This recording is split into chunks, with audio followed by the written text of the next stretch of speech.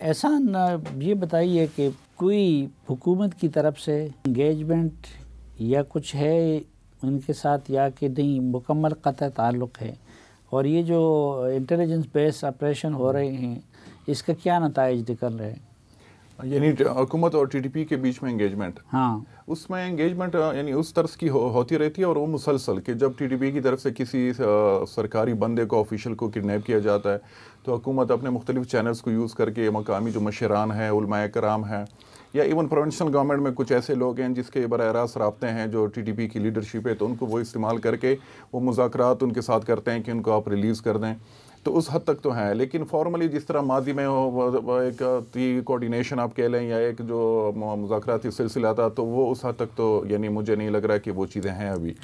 اور جہاں تک انٹیلیجنس بیسڈ آپریشن ہے تو وہ تو ایک نئی آپ اسٹریٹجک شفٹ یا ٹیکٹیکل شفٹ آپ کہہ لیں پاکستان ملٹری کی طرف سے، کہ پہلے تو یہ تھا کہ بڑے طرز کے آپریشن وہ لانچ کرتے تھے، پورے ضلع کو وہ کارڈن آف کرتے تھے اور وہاں پہ ہر طرز کا اسلحہ استعمال کرتے تھے، جس سے کافی کولیٹرل ڈیمیج، مقامی لوگوں کا بھی نقصان ہوتا تھا. تو ابھی چونکہ گراؤنڈ پہ جو لوکلز ہیں ان کی طرف سے سپورٹ ہے نہیں، یعنی بالکل نہ ہونے کے برابر. تو اس وجہ سے انہوں نے یعنی یہ اب آپشن لیا ہے کہ انٹیلیجنس بیسڈ آپریشن ہو، لمیٹڈ ٹائم میں وہ کر لیں، لمیٹڈ ایریا ہو، وہاں پہ نقصان کم ہو سویلینز کا، اور جو ٹارگیٹ ہے ان کو کوشش کریں کہ ان کو وہ اچیو کریں. لیکن اس میں بھی ایک جو مشکل پیش آ رہی ہے کہ پہلے تو یہ تھا کہ ٹی ٹی پی کے جو بیسز تھے، جو ان کے ہائیڈ آؤٹس تھے، وہ پرماننٹ ہوتے تھے، یعنی نارتھ وزیرستان، ساؤتھ وزیرستان یا سوات میں. اب ان میں بھی تبدیلی آ گئی ہے کہ انہوں نے میک شفٹ ٹائپ ارینجمنٹس کی ہوئی ہے کہ ایک ہفتہ ایک جگہ وہ رہیں گے، دوسرے ہفتہ وہ دوسری جگہ وہ شفٹ ہو جائیں گے، تو پرماننٹ ان کے بیسز نہیں ہیں. تو اکثر ہم یعنی یہ سنتے ہیں یا خبروں میں آ جاتا ہے کہ انٹیلیجنس بیسڈ آپریشن کے دوران یعنی کاؤنٹر اٹیک ہوا ہے سیکورٹی فورسز پہ. تو یہ چیلنجز ہیں اپنی جگہ، لیکن جس طرح طاہر خان صاحب نے بات کی کہ آپ کا جو بارڈر ہے اور وہاں پہ افغانستان کے ساتھ جو آپ کے تعلقات ہیں وہ جب تک صحیح نہ ہو تو یہ ملیٹنسی کا میرے خیال میں بہت مشکل مجھے نظر آ رہا ہے کہ معاملات ٹھیک ہوں گے، بلکہ مزید فیوچر میں چیزیں بڑھ سکتی ہیں اور شدت کی طرف جا سکتی ہیں. اچھا افتخار، یہ بارڈر کے مسئلے کیا ہے؟ طورخم میں کیا مسئلہ ہے، غلام خان میں کیا مسئلہ ہے، چمن میں کیا مسئلہ ہے؟ صافی صاحب، یہ مسئلہ آج سے نہیں ہے. ایک تو مسئلہ پاکستان اور افغانستان کا یہ جب 9/11 ہوا اس سے پہلے بھی ایک مسئلہ تھا، لیکن 9/11 میں جب یہ نیٹو کی افواج جو ہے وہ آ گئی تو انہوں نے کچھ جگہوں پر افغانستان میں نیٹو فورسز نے انکرجن کی پاکستان کی طرف، اور کچھ جگہوں پر جو ہے وہ پاکستان جو ہے وہ آگے چلا گیا. اور یہ جو کچھ کراس بارڈر سٹرائکس ہوتی تھی، آپ کو اگر یاد ہو 2007 سے لے کر 2014 تک ایک دوسرے کی ٹیریٹری میں جو ہے وہ ملیشیاز آ جاتی تھی اور فائرنگ کا سلسلہ جو ہے وہ چلتا رہا. یہ ساری باتیں اس بات پہ بیس تھی کہ جب افغانستان کے اندر ایک ایسی طرز حکومت آئے گی اور یہ نیٹو افواج نکل جائیں گے تو تب بیٹھ کر جو ہے اس بات کا جو ہے وہ سلسلہ یعنی ختم ہو جائے گا. بارٹر کر لیں گے، جرگہ کر لیں گے کہ بھئی یہ جگہ ہماری تھی، آپ کی تھی. انفارچونیٹلی جس طرح باقی دوستوں نے جو ہے وہ بات کی، افغانستان کے ساتھ وہ تعلقات تو بنے نہیں. اب پاکستان کا جو ہمارا سروے آف پاکستان ہے جو آپ کو بتاتا ہے کہ کس جگہ پر جو ہے ہمارا بارڈر ہے، تو انہوں نے جو معیار رکھا ہے وہ پانی کا رکھا ہے کہ جہاں سے پانی جو ہے وہ گزر رہا ہے بس وہ بارڈر ہے افغانستان کا. افغانستان کا کلیم یہ ہے کہ نہیں، یہ ہم سروے آف پاکستان کے ریزلٹس جو ہے وہ نہیں مانتے. تقریباً 53 ایسے پوائنٹس ہیں اس بارڈر کے اوپر جس کے اوپر جو ہے وہ مسئلہ جو ہے وہ جاری ہے. طورخم کی آپ نے بات کی، حالیہ وقت میں 0 پوائنٹ سے بالکل جو ہے قریب افغانستان جو ہے وہ اپنی چیک پوسٹ جو ہے وہ بنانا جو ہے وہ چاہ رہے ہیں. اس سے پہلے ہم نے دیکھا کہ پاکستانی سائڈ اپنی چیک پوائنٹ جو ہے وہ قریب بنانا چاہ رہا تھا، ایک بورڈ لگانا چاہ رہا تھا، جس کے بعد جو ہے وہ فائرنگ کا سلسلہ جو ہے وہ شروع ہوا. خرلاچی کے اوپر تو مسئلہ پرپیچول ہے، کرم چونکہ راستہ بند ہے وہ بارڈر بند ہے.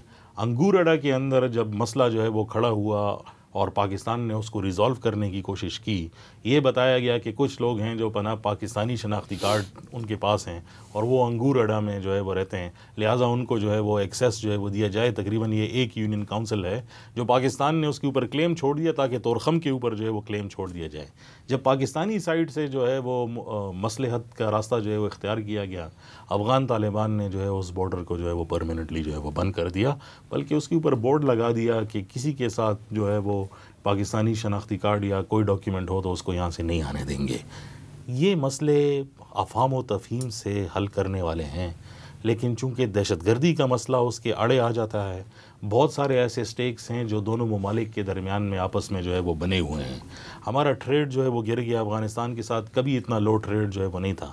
ہمارا ٹرانزٹ ٹریڈ جو ہے وہ بڑا ہے کیونکہ سینٹرل ایشیا ممالک کو جو ہے وہ فائدہ ہو رہا ہے، لیکن افغانستان کے ساتھ ہمارا ٹریڈ جو ہے وہ کم ہوا ہے، جو تقریباً 64% ہمارا ٹریڈ جو ہے کم ہوا ہے اسٹیٹسٹیکلی، وہ تقریباً 62% وہ ایریا جو ہے وہ ایران نے جو ہے وہ پکڑ لیا ہے۔ تو اگر یہ صورتحال رہی جو کرنٹلی جو ہے وہ جا رہی ہے، تو یہ تو میرے خیال میں صرف ابھی 53 مقام اور ایسے ہیں جہاں پر یہ مسئلہ جو ہے وہ پے در پہ جو ہے وہ کھڑا ہوتا جائے گا، اور صرف بارڈر کے اوپر پرابلمز جو ہے وہ نہیں بنیں گی، بلکہ جو ہم پاکستان کا دعویٰ ہے اور افغانستان اس کو یعنی گروپ وائز تو ملک کے بیسس پر تو ڈینائی کرتا ہے کہ طالبان آ کر جو ہے افغان باشندے آ کر پاکستان کے اندر کارروائی ہے۔ پاکستان نے کچھ پروفس بھی جو ہے وہ شیئر کیے ہیں، لیکن افغان طالبان، میری ذبیح اللہ مجاہد صاحب سے کل جو ہے وہ بات ہوئی، انہوں نے کہا کہ بطور اسٹیٹ جو ہے ہماری یہ پالیسی نہیں ہے، اگر کوئی انفرادی طور پر جو ہے وہ جا رہا ہے تو یہ اس کا انفرادی فعل ہے۔ پاکستان کے انٹرنل سیکیورٹی معاملات جو ہے وہ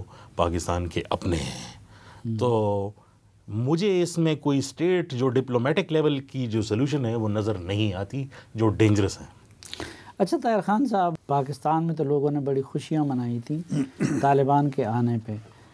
مجھ سے جو بھی ملتا ہے تو یہ سوال کرتا ہے کہ یہ طالبان کیوں پاکستان کے مخالف ہو گئے، اور یہ تو یہ تھا وہ تھا، ہمارا تو ایسا تعلق تھا، تو یہ کیا ہوا، کس نے غلطی کی کہ معاملہ یہاں تک پہنچا؟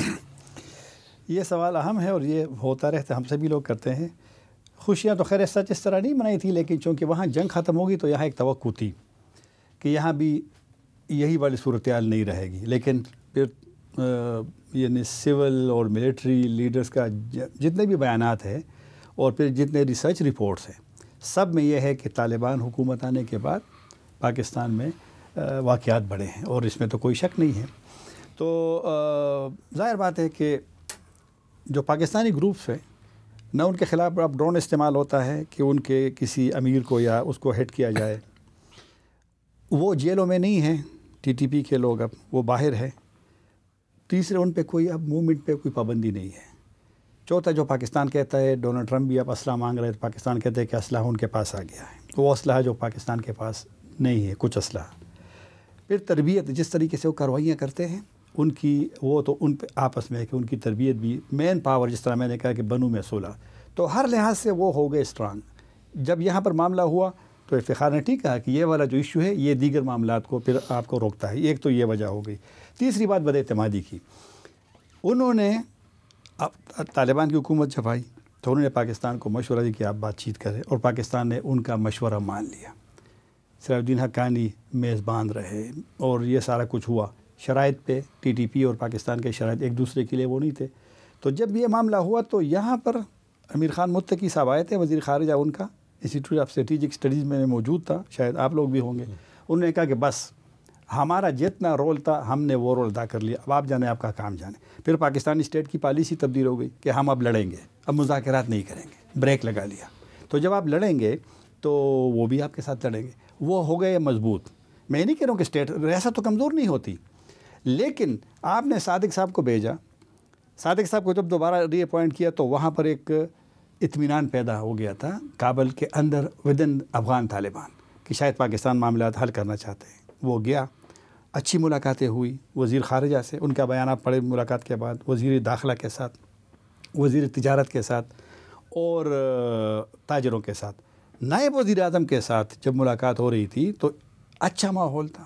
پاکستانی کڑک چائے کا بھی ذکر ہوا کہ جی وہ پئیں گے، اور پھر وہ کڑک چائے رہ گئی جب صادق صاحب اچانک خاموش ہو گئے کہ کسی نے کہا ہو کہ معاملہ خراب ہو گیا۔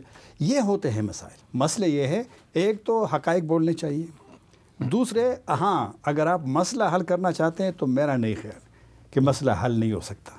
اور جب آپ نے مذاکرات والا آپشن مکمل ختم کر لیا، اب وہ غریب جرگہ بھیجنا چاہتا ہے کیونکہ وہاں ان پہ دباؤ ہے، روزانہ حملے ہوتے ہیں، اور پھر یہ لوگ سیاست بناتے ہیں کہ جی وہ ناکام ہو گیا ہے، صوبہ ناکام ہو گیا ہے۔ صوبہ ناکام کیوں نہیں ہوگا؟ صوبے کے پاس کیا ہے؟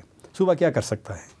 تو لہٰذا اگر مسئلہ حل کرنا ہے تو میرے خیال میں تبدیلی آ سکتی ہے. تو افغان طالبان میں انکار اس نے نہیں کیا. جب 3 سال پورے ہو گئے، ذبیح اللہ مجاہد انڈیپینڈنٹ اردو کو جو انٹرویو میں کہا تھا کہ اگر پاکستان چاہے تو ہم تیار ہیں. تو اگر وہ تیار ہے تو میرے خیال میں ان کو سوچنا پڑے گا.